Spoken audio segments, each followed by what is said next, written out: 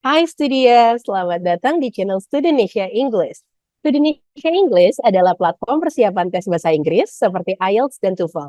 Kali ini kamu ketemu lagi dengan Miss Susan yang akan membahas salah satu part dari tes TOEFL ITP, yaitu Structure Part 2. Nah, yuk kita simak sampai akhir karena nanti akan ada latihan soal dan juga pembahasannya loh ya. Oke, stay tuned and let's watch the material for today. Oke, seperti yang tadi aku bilang, hari ini kita akan bahas TOEFL ITP Preparation, lebih fokus ke dalam Structure and Written Expression Part 2.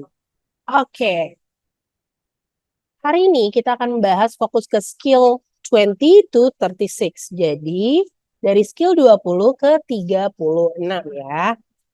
Oke, banyak banget Kak. Tenang, simple, easy peasy lemon squeezy kok hari ini. Oke, sebelum aku lanjut ke pembahasan skillnya, aku mau ngetes kalian dulu nih. Coba kalian download soal yang ada di link di bawah di description box dan coba kerjakan soal structure dan written expression-nya. Lalu nanti kalian boleh review ulang setelah kalian mempelajari skill 20 sampai 36 ini biar kalian tahu nih ternyata kalian improve atau enggak ya. Alright, let's continue. Sekarang kita mulai dengan eh, problemnya dulu ya. Jadi kalau untuk structure and written part 2 ini biasanya kita mostly dealing with problem with subject and verb agreement. Maksudnya gimana? Subject dan verb harus sama-sama agree. Gitu. Penggunaan verb harus mengikuti subjeknya. Subjeknya ini adalah subjek yang merepresentasikan singular atau plural, satu orang atau lebih gitu ya. Ayu Dewi atau she he it nih gitu ibaratnya. Nah, it's very simple. Jadi kalau subjeknya singular, verbnya harus singular. Kalau subjeknya plural dan verbnya harus plural sentence-nya. Biasanya S di verb itu indicates dari singular. Beda sama S di noun. Kalau S di noun itu indicate that it's plural. Tapi kalau S di verb itu indicates that it's singular. Jadi ingat ya, kalau di verb artinya untuk singular, kalau di noun artinya untuk plural. Contohnya di sini. To make the verb agree after prepositional phrases. The key are in the drawer. Salah atau benar? Key, singular. Are, untuk plural. Berarti harusnya apa? The key is in the drawer. Kalau dia pakai plural, the keys are in the drawer. Baru kayak gitu ya. Jadi, ingat, kalau subjeknya singular, verbnya harus singular. Kalau subjeknya plural, verbnya harus plural. Oke, kita lanjut. Skill 21. Make the verb agree after expression of quantity. Jadi, kadang itu permasalahannya itu paling sering kalau subjeknya itu mengekspresikan suatu jumlah akan sesuatu. Seperti semua, paling banyak, beberapa. Itu kan kayak almost, some, any itu menunjukkan quantity ya. Biasanya dia akan di-follow dengan preposition of. Nah, in this situation, the subject can either be singular or plural. It depends on what type of preposition that follows. Contoh, all of the book was interesting. Ini singular. All of the books, ada S-nya di ujung. Jadi harus pakai were. Interesting. Tapi kalau modelnya adalah uncountable atau non-count noun, information, money, material seperti gold, bronze, silver, itu kan uncountable. Liquid water, all of water, all of the money, all of the gold, itu uncountable.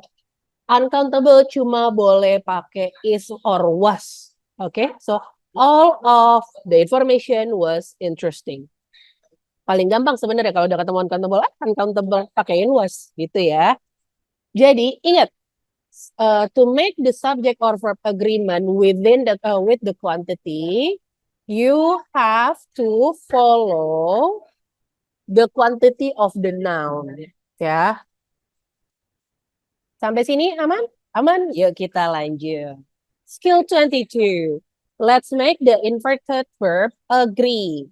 Jadi, it is easy to think that the house is the subject in here. Kita lihat ya di sini ya. Mudah-mudahan mouse-ku kelihatan. Behind the house was the bicycle I wanted. Behind the houses were the bicycle I wanted. Kira-kira salah atau benar kalau kayak gini? Nah, yang were itu indicate error ya. Kenapa? It's easy to think that the house is subject. Karena it comes directly in front of the verb was. Dia berada di depan was. Makanya kita mikir house itu subject. Padahal tidak. Karena it's an object that the preposition behind. The subject of the sentence is bicycle. Jadi subjeknya sebenarnya adalah si sepeda ini, si bicycle. And then the subject bicycle comes after the verb because of the place expression behind the house.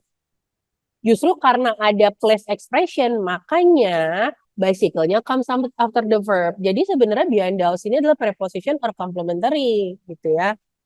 So, because the subject bicycles is plural, the verb should be changed to the plural were. Jadi yang atasnya ini harusnya were. Yang bawah ini justru harusnya was. Tidak tergantung terhadap house-nya, tapi tergantung terhadap bicycle-nya. Oke, sampai sini paham? Paham, kagem. Oke, lanjut. Kita ke a particular agreement problems occurs when the subject is an expression of quantity such as almost or some, followed by the preposition of. In the situation, the subject almost or some can be either singular or plural depending on what follows the preposition. Contoh, after question word, negative expression or place expression, you have to use if and comparison after. Aku kasih lihat ya di berikutnya. Nah, di sini ada make verb agree after certain word. Jadi, kita harus bikin verbnya itu nyatu setelah beberapa kata. Contohnya adalah ada anybody, ada everybody, ada nobody, ada somebody gitu ya. Nah, di sini kalau misalnya beberapa word di Inggris ini ada yang singular, ada yang plural artinya. Di sini everybody are going to the theater salah atau benar? Kira-kira semua orang pasti plural, Kak. No. Jadi kata-kata yang ada di bawah ini semuanya adalah singular, nggak peduli artinya. Karena mereka itu dihitungnya singular, kenapa? Karena tidak ditetapkan angkanya berapa. Mirip sama uncountable. So because it's identified, that's why you need to use singular version for this. Anybody is going to the theater. Anyone is going to the theater. Everybody is going to the theater. Jadi verb and agreement-nya seperti itu ya. Oke. Nah, kita lanjut. There are several situations in which you should be careful of parallel structure. Contohnya, kalau misalnya pakai and atau but atau or, atau juga bisa pakai paired conjunction such as both and, either, neither, neither or nor, not only but also, dan sometimes also with comparison ya. Nah, contohnya, I like to sing and dancing. I like to sing, I like dancing. I not only like to sing but also dancing. Bisa seperti itu ya. Kita lanjut. So, use parallel structure with coordination. The job of the coordinate junction and but or is to join together equal expression. Jadi untuk menggabungkan ekspresi yang berbentuk sama atau sejajar. Dan kata lain, when one side of this word is parallel to the other side. Jadi yang di depan yang sama yang belakang harus sama. It can either join to noun, to verb, to adjective, or to phrases. Or even subordinate clauses ya. Bahkan main clauses juga bisa. They must join together two of the same thing. Jadi nggak boleh beda, nggak boleh noun sama verb, nggak boleh noun sama adjective. Ya, kalau depannya noun, belakangnya harus noun. Kalau depannya verb, belakangnya harus verb. Yang penting equal ya. Contoh, I need to talk to the manager or the assistant manager. Miss, posisinya kan beda manager sama assistant manager. We're not talking about position, we're talking about the type. The manager and the assistant manager both are noun. Ya. Jadi di sini that's why kita pakainya itu ya. Sama kayak she is not a teacher but a lawyer. Teacher and lawyer both are profession and a noun. So that means they are equal gitu ya. Okay, let's continue. Here are some examples of two verbs joined by the coordinate conjunction. He only eats and sleeps when he takes vacation. She invites us to her home but never talk to us. You can stay home or go to the movies with us. Boleh seperti itu ya. Skill. Kita punya skill 25 which is use parallel structure with paired conjunction. Now, the paired conjunction itu ada both and, either or, neither nor, and not only but also. Kayak yang tadi aku bilang ya. Nah, kalau ini both and, neither or, dan not only but also, dia itu menggabungkan parallel structure. Jadi contohnya, both where you went and what you did. Either Eric or Sue has the book. Jadi mereka masih paralel walaupun tidak equal gitu ya. The tickets are neither in my pocket nor in my purse. He is not only an excellent student but is also an outstanding athlete. Jadi equalnya masih sama-sama noun, masih sama-sama adjective. Tapi dia tuh harus strukturnya sama. Misalnya tadi depannya itu pakai possessive adjective, misalnya my pocket, belakangnya pun harus pakai possessive adjective, my purse gitu. Jadi ada my-nya baru noun gitu. Sama kayak di sini ada adjective terus noun, excellent student, excellent-nya adjective, berarti di belakangnya pun modelnya harus sama. Harus ada adjective dan noun. Outstanding athlete.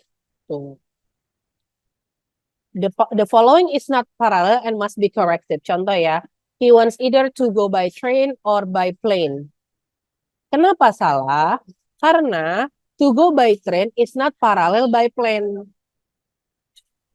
Jadi, it can be corrected in several ways. Contoh, he wants either to go by train or to go by plane. Ya, jadi kita harus kasih tahu dulu to go by-nya itu harus sama-sama dipakai.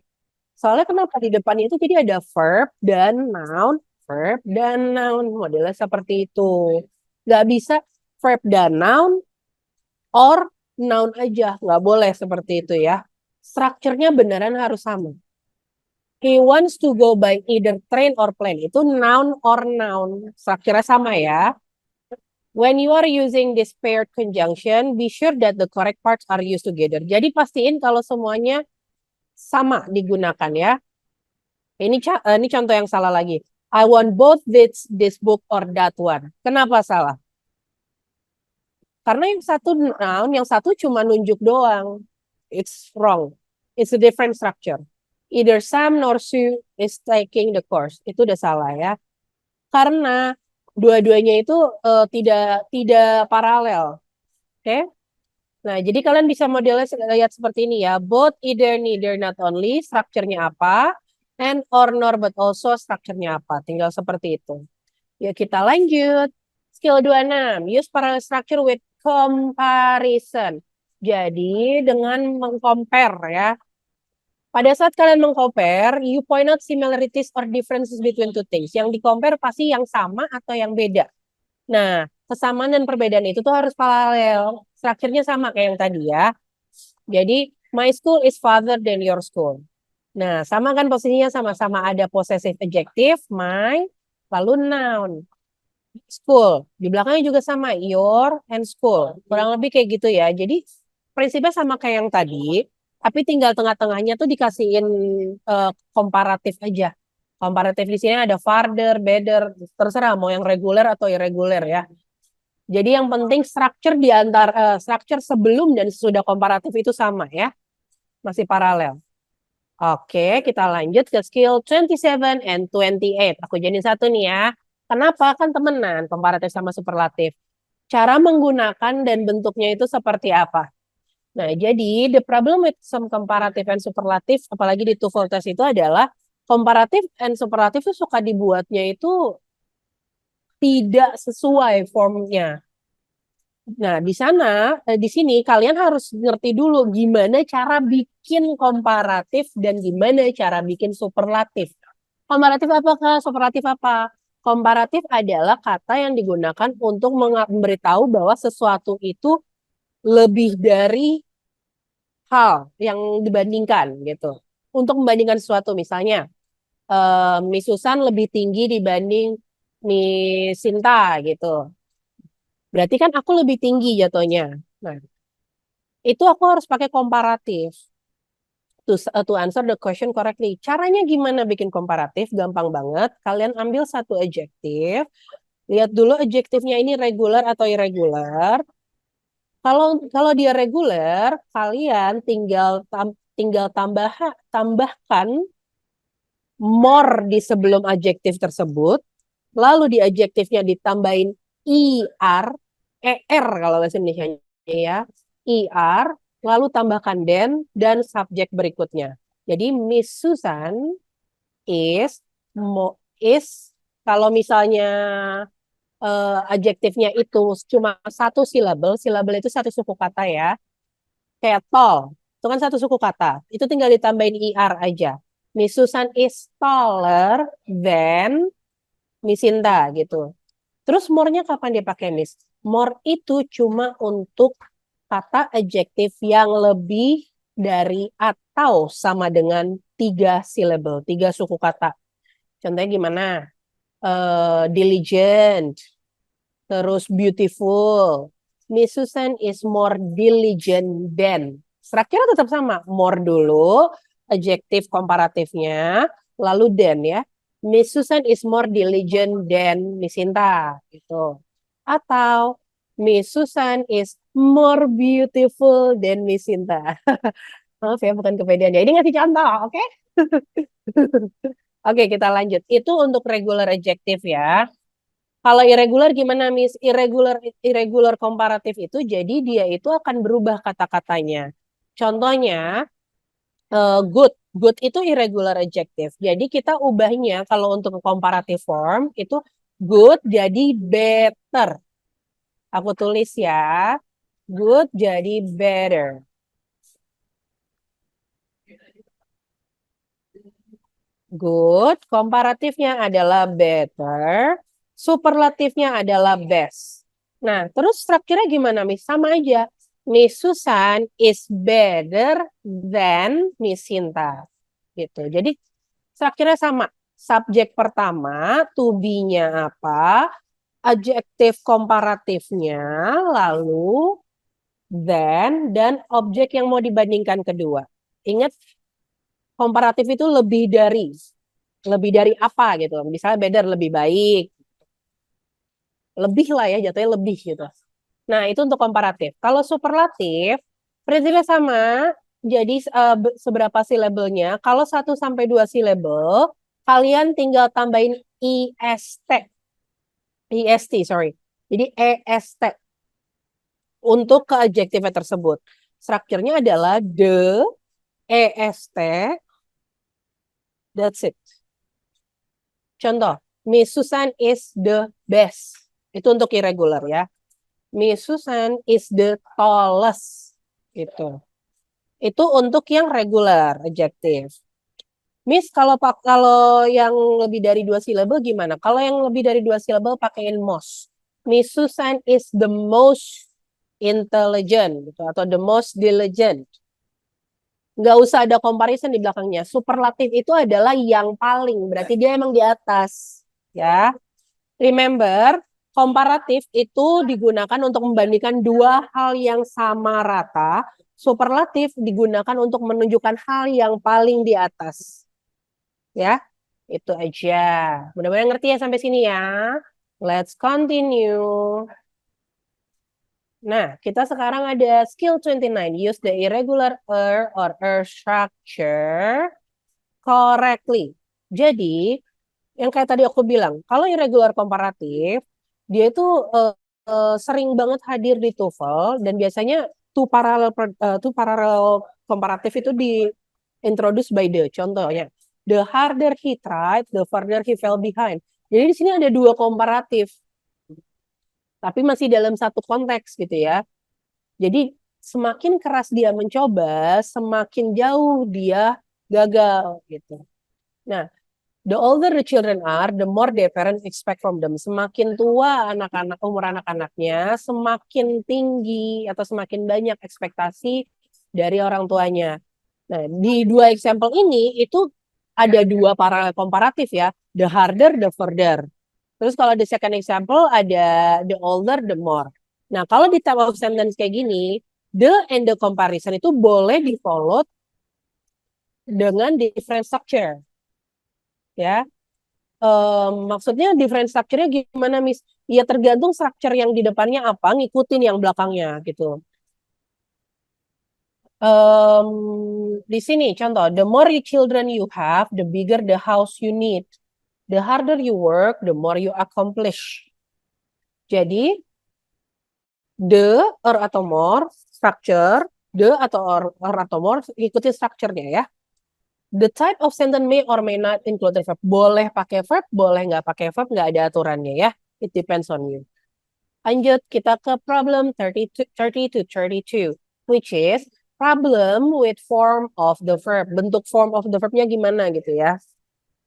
Ini adalah cheat code kalian. Pokoknya kalian tinggal hafalin skill 30 ini aja. Jadi kalian bakalan ini apa namanya? Tenses yang lainnya mulai bakalan lebih nalar ya. Ingat, after have use the past participle. Setelah have harus selalu verb ketiga. Jangan pasangin have sama verb one, jangan pasangin have sama verb two. Oke, have itu pasangan selalu verb ketiga. Apapun bentuk have-nya ya, mau itu have-nya have yang have dalam bentuk verb one, have, atau have dalam bentuk past, which is had. Belakang yang pasti verb ketiga ya. Oke, itu. Skill 31. After be, use the present participle or the past participle. Jadi setelah be, pakai present atau past participle aja. Gitu ya. Jangan, oke. 32. After will, would, or other modals, use the base form of the verb. Jadi gunakan kata-kata dasar dari kata kerja ya. Jadi setelah will, would, or other modals. Kalian apa kan yang modal ada 8 itu? Will, would, should, could, can, shall. Banyak lah, pokoknya ada 8. Itu harus pakai present, harus pakai base form of the verb ya. Sama kayak to plus infinitive modelnya. Oke. Nah, ini contohnya ya, ada base formnya ada walk, hear, cook, sing, come, begin. Present. Nah, kalau present tense ini tergantung singular atau plural. Kalau dia singular, dia tidak akan berubah dari base form. Tapi kalau dia, kalau dia plural, dia tidak akan berubah dari base form. Tapi kalau dia singular, ingat harus ditambahin s ya. Oke, kalau present participle itu pasti verb ing. Nah, kayak present participle itu pasti verb ing. Lalu kalau past, dia tinggal ditambahin ed, atau kalau dia irregular verb tinggal diubah ke bentuk verb keduanya ya.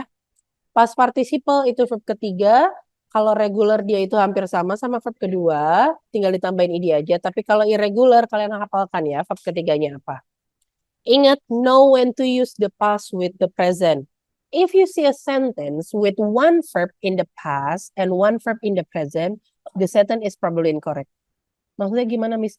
Iya, jadi kalau misalnya kalimatnya ada yang di masa lalu, ada yang di masa depan, kagak konsisten, itu udah pasti salah. Ya, verb need to always be consistent with the stories. Jadi kalau misalnya lagi diceritain tentang masa lalu, pasti rata-rata masa lalu semua. Either itu past perfect, past continuous, atau past tense biasa, pasti pas gitu loh. Nggak mungkin tiba-tiba ada present continuousnya, ya. Gitu. Yang kedua, It is possible for a correct sentence to have both past and present together. Bukan tidak mungkin mereka bisa ada dalam keterangan yang sama, tapi pasti diindikasikan dengan waktu. Nggak tiba-tiba semata-mata nggak ada waktunya terus berubah jadi ke present tense gitu. Ya, pasti nanti akan ada indikator waktunya. So pay attention to that kalau memang mau menempatkan mereka bersama. Yang ketiga, if you see the past and present together, you must check the meaning to determine whether or not the sentence is correct. Jadi, dicek dulu artinya, konteksnya lagi ngomongin apa, baru bisa kita lihat benar atau enggak buat disatuin bareng ya. Alright, let's continue to the next one, which is skill 34 to 36. Problem with the use of the verb. Jadi, kebanyakan tuh masalah-masalah berbeda ya kalau misalnya menggunakan verb tenses tuh bervariasi ya. Cuma yang paling sering orang-orang hadapi adalah empat for specific problem yang ada di TOEFL test. That's why di sini kita highlight keempat permasalahan tersebut ya. Yang pertama adalah mengetahui kapan harus pakai past dengan present. Yang kayak tadi aku bilang. Kapan harus menggunakan past dengan present. Dan kedua, using had and have correctly. Karena ini kadang suka ketukar dan bahkan kadang suka nggak dipakai salah satunya. Ketiga, using the correct tenses with time expression. Kalau memang dia present perfect, you don't need a specific timing. Tapi kalau dia past tense atau simple past, ya harus dikasih tahu dong timingnya. Biar nggak ketukar sama present perfect ya. Nah, number 4, using the correct tense with will and would. Kapan pakai will, kapan pakai would ya. Di sini di skill 30, after have, you need to use the past participle. Yang tadi aku kasih tahu ya, key-nya ya. Jadi, untuk present perfect, have plus past participle, berarti dia ingin menunjukkan dari masa lalu sampai ke titik saat ini aku ngomong. Itu indikatornya ya. Dia tidak digunakan dengan past tense. Ya, jangan gunakan have dengan past tense. Gitu. Lalu ada yang berikutnya ada past perfect. Kalau past perfect pakainya had plus past participle. Itu artinya sebelum di masa lalu sampai masa lalu yang ingin saya mention. Kalau begini jangan present tense ya, jangan ada kata-kata present tense dipasangkannya ya. Oke, kita lanjut ke skill 35. Ini maksudnya 34 ya, bukan 30. Oke, 35 ada use the correct tenses with time expression. Jadi kalau pakai past perfect, biasanya ada kata-kata by, semenjak ya. Karena kan dia ingin menunjukkan sebelum masa gitu ya. Sebelum di masa lalu ini biasanya kita akan ada by lalu ada tahunnya. Sementara kalau simple past itu ada indikator waktu yang bilang itu di masa lalu. Kayak ago, last, terus juga in, bisa juga yesterday, bisa juga ya pokoknya paling sering sih last sama ago. Last week, last year, last Saturday gitu. Nah, kalau ago 5 minutes ago, 2 hour ago, 2 months ago, seperti itu ya. Kalau in itu biasanya langsung tanggal. Nah, kalau present perfect, semenjak itu kita ada since. Nah, itu ada since sama lately. Jadi semenjak dan belakangan ini. Kalau since biasanya ditambahkan dengan waktu. Bisa since 2 months ago, since tahun berapa gitu ya. Lanjut kita ke skill 36, which is use the correct tense with will and would. Gunakan tenses yang benar nih untuk will sama would. Kalau dia pakai will, berarti after the present, setelah sekarang. Jangan dipakein sama past. Kan sekarang, bukan masa lalu. Ya. Sementara kalau would, itu digunakan after the past. Jangan dipasangkan sama present. Nis, tapi aku pernah dengar kalau I would like to do this and this gitu. Itu namanya modals, bukan will and would sebagai akan ya. Itu modal, beda. It's a different modal, would that is used to make polite request. Itu kalau menggunakan kata-kata would dengan seperti itu tandanya kamu pengen mengubah cara bicara kamu atau kata-kata kamu menjadi lebih polite. Gitu ya. Bukan mau bilang akan, beda lagi. Ini biasanya use with the present tense. Oke. Paling itu adalah skill terakhir 36. Nah, sekarang I would like for all of you to try to work on all of this problem karena ini adalah problem yang aku review dari skill 1 sampai 36. Ini ada 1 sampai 4. Oke. Kunci jawabannya ada di sini. Jadi sebelum nanti pada saat kalian mau mengerjakan silakan di pause dulu screen-nya ya. Oke, kita lanjut. Nah, ini ada 5 to 7. Silakan di pause screen-nya. Oke. Kalau sudah, silakan dilihat apakah jawaban kalian benar. Oke. Next, 8 to 10. And this is the correct answer. And next we have, that's it. Jadi sudah skill 1 sampai 36 yang kita pelajari ya. Alright, how was it? Gimana menurut kalian?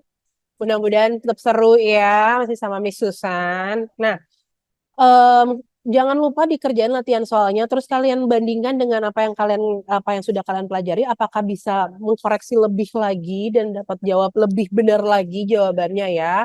Nah, sampai di sini dulu untuk topik structure part 2-nya. Kalian boleh dong komen-komen kalau untuk next video mau bahas soal yang mana lagi, biar nanti aku coba bikin juga materinya dan bisa lihat kebutuhan kalian itu maunya apa ya. Itu aja dari aku. Pokoknya para studia jangan lupa subscribe, like, share video ini ke teman-teman kalian yang pada butuh atau kalian misalnya mau share-share ke komunitas-komunitas kalian juga nggak apa-apa ya.